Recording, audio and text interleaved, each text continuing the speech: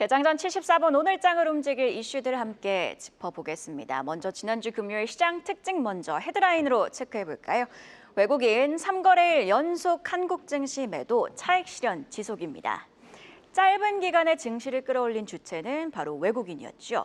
이격도, ADR 등 여러 기술적 지표상 과열을 보이고 있다 보니 자연스러운 과열 해소 움직임이 나타납니다. 금요일에도 이런 움직임은 이어졌고요. 지난주 금요일에도 외국인은 코스피와 코스닥을 순매도. 다음 페이지 체크해 보시죠. 코스피 기준으로 보면 25일부터 3거래일 연속으로 증시를 팔았고요. 지난주 주간 기준으로는 1조 8천억 원어치를 팔았습니다. 다만 6월 전체로 보면 외국인 순매수 규모는 여전히 2조 6천억 원대로 강한 수준입니다. 자, 이제 시장의 관심은 외국인 수급이 여기서 어떻게 전개가 되느냐겠죠. 증권가에서는 기술적 덜어내기일 뿐 추가 수급 유입 가능성은 높다고 보고 있습니다.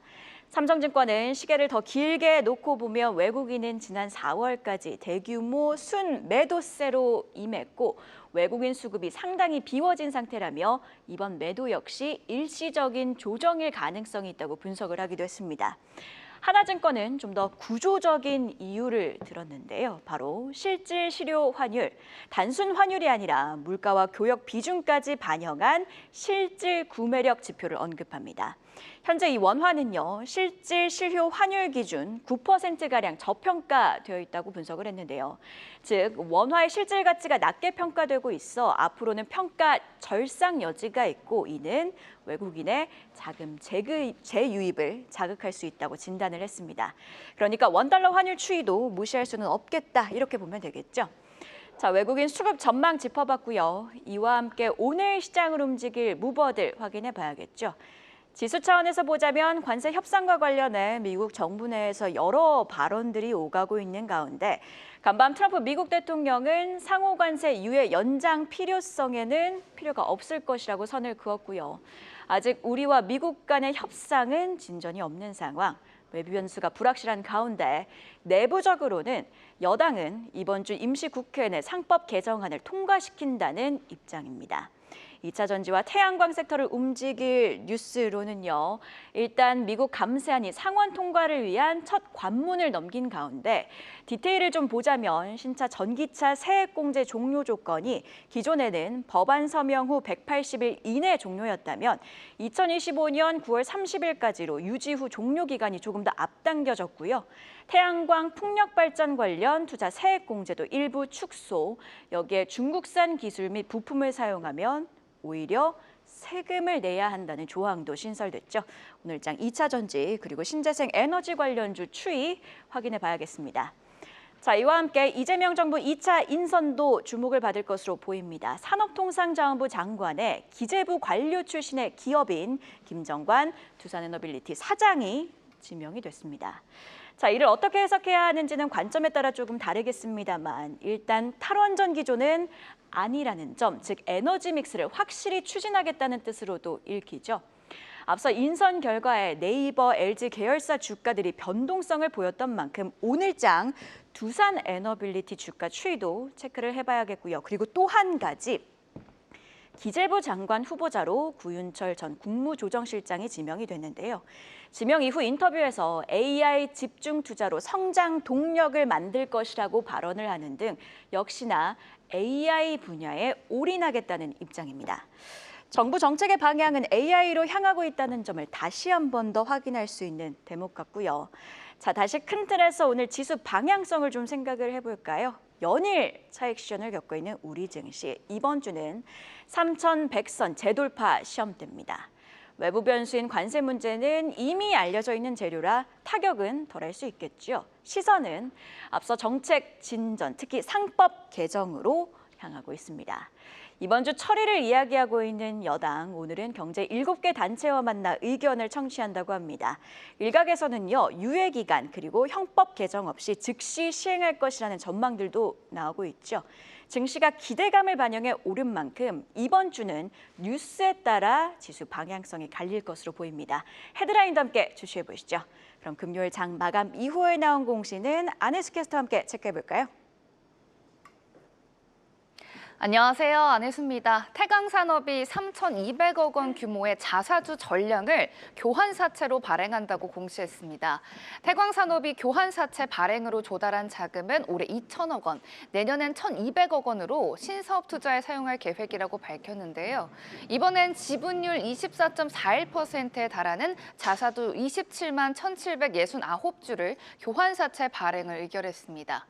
어제 2대 주주인 트러스트 자산운용은 태광산업이 보유한 자사주 전량을 교환사채로 발행하기로 한 결정은 주주 가치를 훼손하고 소액 주주를 복구하겠다는 새 정부의 정책 기조에도 배치되는 만큼 법적 대응에 나서겠다고 밝혔습니다. 특히 자사주는 교환 대상으로 하는 이비 발행은 교환권 행사 시 사실상 3자 배정 유상증자에 동일한 효과가 있는 만큼 기존 주주 이익을 심각하게 침해한다며 위법 결정에 대한 이사들의 민연사상 책임도 물을 것이라고 밝혔고요. 아직 이에 대해 태광의 공식 입장은 나오지 않았는데요. 오늘 주가 향방 어떻게 될지 지켜보셔야겠습니다. 태영건설은 2027년 7월 워크아웃 종료 시점을 앞두고 일찌감치 영업 흑자를 이룬 데 이어 꾸준히 신규 수주를 늘려가고 있는데요. 금요일에도 경기도 교육청과 813억 원 규모의 4개 학교의 신축공사 수주 계약 체결을 알렸습니다. 전체 계약 금액 가운데 태영건설의 계약 금액은 58.88%인 813.8천만 원이고요. 매출액 대비 3%인데요. 계약 기간은 2027년 2월 28일까지입니다. 지금까지 공시 전해드렸습니다. 네, 장 마감 이후에 나왔던 공시 2가지 안혜수 캐스터와 함께 체크해봤고요. 증시모닝 브리핑 오늘은 하창원 헤르메스 스탁 본부장과 함께 이야기 이어가도록 하겠습니다.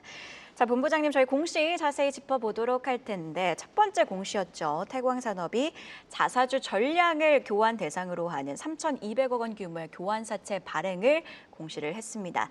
해당 소식에 애프터마켓에서는 4%대 하락하는 흐름을 보였는데 해당 공시는 어떻게 보고 계실까요? 일단은 뭐 부정적으로 보는 게 맞겠죠. 네, 일단 애프터마켓에서도 사실은 그렇게까지 크게 반응을 하지 않는 것은 이 회사가 그렇게까지 지금 시장에서 주목을 받지 못하고 있어서 그런 것 같아요. 근데 기존 주주들 같은 경우는 좀 보면 좀 괘씸할 수 있지 않을까라고 보고 있고요.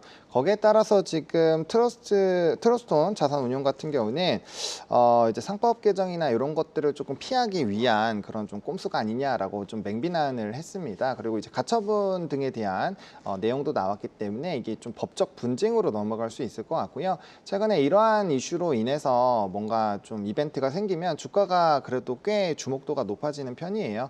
그리고 요즘에는 금감원에서도 좀 유상증자라든지 너무 좀 이상하다 싶은 것들은 좀 다시 반려를 하는 그런 흐름들도 나타나고 있기 때문에 그러한 결정들이 어떻게 나오는지에 따라서 주가의 추이는 좀 달라질 수 있지 않을까라고 생각을 합니다. 근데 일단은 뭐 법적 공방이 나올 수도 있는 상황이기 때문에 해당 부분이 좀 주목을 받는다라고 한다면 뭐 하루 이틀 정도는 주가의 급등이 좀 크게 나올 수는 있을 것 같고요. 다만 최근에 이러한 종목군들이 꽤 많아요. 요즘에 이제 자사분 처분이라든지 이런 이벤트가 나오는 경우가 많이 있기 때문에 뭐 사실상 좀 짧은 트레이딩 관점으로 좀 보셔야 되는 그런 뉴스이지 않을까, 공시이지 않을까 이렇게 생각을 하고 있습니다.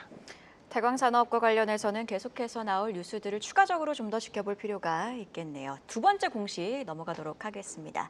자, 태영건설이 경기도 교육청과 813억 원 규모의 학교 신축 공사 수주 계약을 체결을 했습니다. 지금 건설주 같은 경우에는 정부 출범 이후에 공급 확대 기대감 속에서 올랐는데 지금 새로운 부동산 규제도 나온 상황이라서 건설주 향방을 좀 궁금해하시는 분들이 많을 것 같습니다.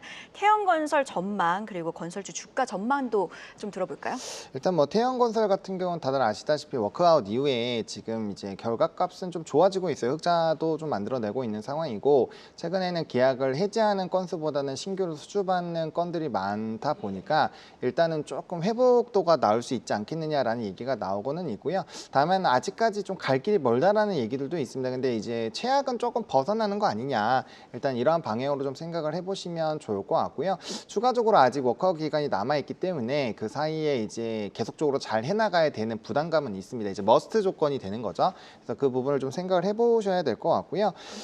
건설주는 저도 좀 고민이 많이 되는 것 같아요. 일단 공급을 늘리는 방향으로 가고 있기 때문에 뭐 아직까지는 건설주들이 크게 무너지진 않겠지만 이제 공급이 또 다 늘어난 이후에도 수요가 만약에 안 나온다라고 한다면 이게 부담감으로 또 작용할 수가 있거든요. 사실상 이전에 건설 경기가 무너질 때도 뭐 공급이 없어서 무너진 건 아니잖아요. 원자재가 높아지고 그리고 거기에 따른 수요가 좀 부진하다 보니까 공실이 많이 생기고 분양이 잘 안 되다 보니까 문제가 생긴 건데 일단은 뭐 이제 6억이라는 그 데드라인이 사실 굉장히 좀 저 대출 규제와 관련해서. 네, 애매하기는 합니다. 이걸로 사실상 그렇게 되면은 실제로 가지고 있는 자금 자체가 굉장히 커야 되기 때문에 부동산은 사실 어떻게 보면 레버리지를 좀 많이 사용을 하잖아요. 거기다가 지금 주식시장이 또 너무 뜨거운 부분들도 있기 때문에 일단 단기적으로는 좀 약간의 투심의 악화가 나올 수는 있겠지만 정부에서 공급에 대한 확대 정책을 계속 유지를 한다라고 한다면 일단 건설주 주가 자체는 그렇게 나쁘지는 않을 것 같아요. 대신에 이제 반대로 뭐 PF라든지 이런 쪽에 연관이 있는 은행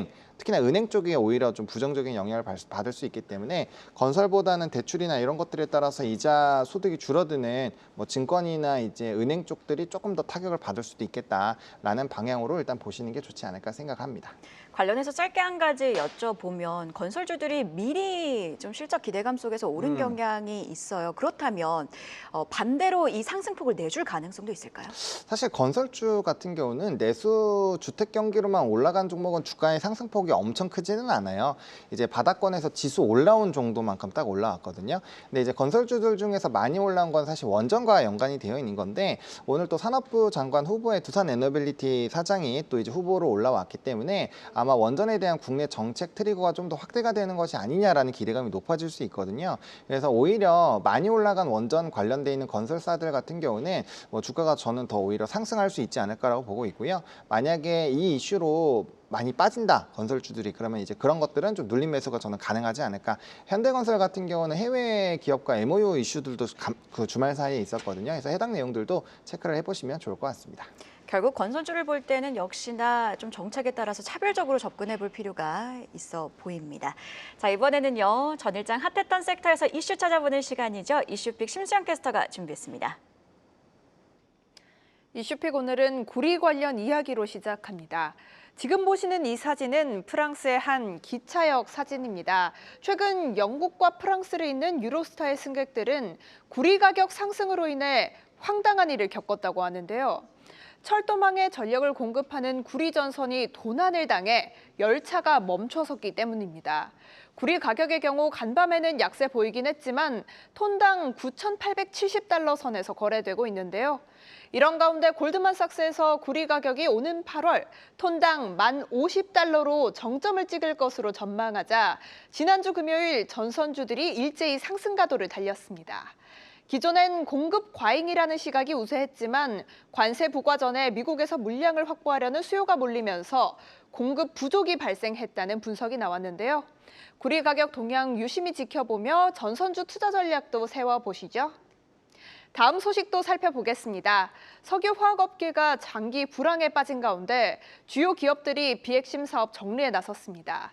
지난주 금요일 LG화학은 수처리 필터 사업인 워터솔루션을 약 1조 4천억 원에 매각한다는 공시를 냈는데요. 비단 LG화학뿐만 아니라 롯데케미칼 역시 수처리 분리막 공정을 매각하고 해외 법인 지분을 활용해 자금 확보에 나섰습니다. 실제로 매각에 나선 두 기업 모두 석유화학 부문에서 올해 1분기 적자를 기록하며 위기감이 커진 상황인데요. 더 이상 범용 제품만으로는 중국 공세를 이기기 어렵다는 판단에 따라 스페셜티 중심의 포트폴리오 전환도 본격화되고 있습니다. 반등의 계기를 마련할 수 있을지 응원해 봐야겠습니다. 지금까지 심수연이었습니다. 네, 이슈픽 두 가지 확인해 보고 왔고요. 첫 번째 이슈픽 구리 관련 소식 자세히 다뤄보도록 하겠습니다. 저 골드만삭스가 구리 가격이 8월 되면 무려 톤당 50달러, 그러니까 한화로 계산을 해보면 1,360만 원으로 올해 피크를 찍을 것으로 전망을 하기도 했습니다. 아무래도 이렇게 구리 가격이 오르고 있는 건 AI 데이터 센터 수요가 뜨겁기 때문이라고 봐야겠죠? 일단 그것도 있겠지만 제가 봤을 때는 이제 관세에 대한 영향이 좀 컸던 것 같습니다. 이제 크게 저는 두 가지로 보고 있는데요. 일단은 주요 생산지에서의 생산이 조금 악화가 된 것이 첫 번째고요. 두 번째로는 트럼프 대통령이 이제 관세에 대한 부과 얘기를 하게 되면서 공급이 굉장히 좀 타이트하게 됐습니다. 그러니까 수요가 이제 재고를 조금 확대를 하려고 하는 움직임이 나오다 보니까 단기 수요가 굉장히 커지게 됐고 거기에 따라서 이제 재고가 많이 줄어들게 된 거죠. 그래서 LME 기준으로 봤을 때는 연초 대비 재고량이 80% 이상 감소를 했기 때문에 그러니까 재고분이 별로 없는데 생산은 조금 잘 안 되고 있고 품질도 좀 저하가 되고 있어서 그럼 이렇게 계속 수요가 늘어나는 부분을 과연 맞출 수 있겠느냐. 그럼 수요와 공급이 맞지 않으면 원자재 같은 경우는 폭등이 나올 수밖에 없거든요. 그리고 사실 이제 구리 같은 경우 광산 좀 찾아보시면 아시겠지만 기후 변화가 나오면서 과거보다는 조금 생산량이 많이 좀 감소가 되어 있기는 해요. 그래서 그 부분을 조금 잘 체크를 해보시면 좋을 것 같고 현재 LME 같은 경우는 구리 쪽에서 이제 현물가가 선물가를 좀 상회하는 백어데이션 흐름이 나타나고 있거든요. 그래서 그만큼 단기적인 이런 공급 부족에 따른 이제 원자재의 가격 급등이 나올 수 있을 것 같고요. 이렇게 되면 이제 구리주와 전선주가 좀 주목을 받을 수 있을 것 같아요. 뭐 구리 같은 경우는 뭐 이구산업이나 대창 뭐 단기적인 좀 급등이 나올 수 있을 것 같고 만약에 해당 상황이 유지가 좀 오래된다라고 한다면 단연 LS그룹이 좀 유리할 수밖에 없고요. 나머지 이제 전선 관련된 종목군들도 주가의 추이가 상당히 긍정적일 수 있겠다라고 보시면 될 것 같습니다. 지금 구리 관련주 하면 뭐 이구산업도 있고 여러 기업들이 있는데 풍산도 방산주지만 구리 관련주이기도 합니다. 풍산은 모멘텀을 볼 때 그럼 방산을 좀 더 봐야 될까요? 구리를 봐야 될까요? 일단 베이스는 방산으로 보시는 게 맞죠. 왜냐하면 펀더 자체가 상당히 좀 뛰어난 회사이고 증권가 리포트도 상당히 긍정적으로 나오고 있고 실적도 따라오고 있는 회사입니다. 그래서 거기다가 좀 날개를 추가로 달 수 있는 요인이 붙었다 정도로 보시면 될 것 같습니다. 네, 풍산과 같은 경우에는 방산에 추가적인 모멘텀이 붙었다 이렇게 이해해 보도록 하겠습니다. 자, 고사 위기에 몰린 석유화학 업계가 비핵심 사업 정리에 속도를 내고 있는 상황입니다.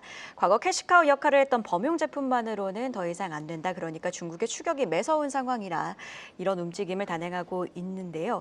석유화학주 같은 경우에는 약세 흐름이 지속되고 있는데 전망 어떻게 보고 계실까요? 사실 이제 이쪽 같은 경우는 좀 산업이 돌아야 돼요. 산업이 돌기 위해서는 중국 쪽에서의 내수 경기가 일단 많이 좀 뛰어야 된다고 생각을 합니다. 근데 그렇지 못한다라고 한다면 아무리 매각을 한들 좀 구조적으로 성장하기가 좀 어려운 것 같아요. 뭐 얘를 2차 전지로 드는 게 좀 맞을지 모르겠지만 2차 전지 같은 경우도 사실 최근에 좀 좋았던 뉴스들도 꽤 많거든요. 근데 주가가 이제 단발성으로는 급등이 나오는데 추가적으로 급등이 못 나오는 이유가 결국은 실적이네요. 네, 결국에는 이제 넘버 실적이 이제 구조적으로 나올 수 있는 상황인가에 대해서는 조금 보수적인 의견을 갖고 있다라는 거죠.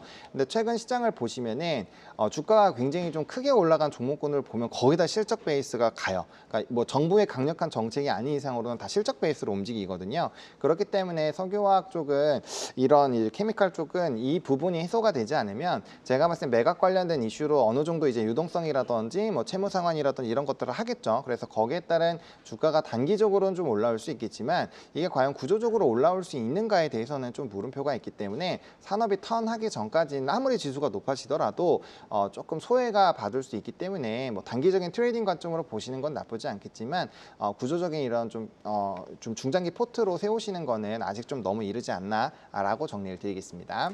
네, 이렇게 증시 모닝 브리핑 오늘은 헤르메스 스탁 하창한 본부장과 함께 이야기 자세히 이어갔습니다. 고맙습니다. 감사합니다. 계속해서 다양한 경제 이슈를 알고 싶다면 구독과 좋아요, 알림 설정 부탁드립니다. AI 캐스터 권미정이었습니다.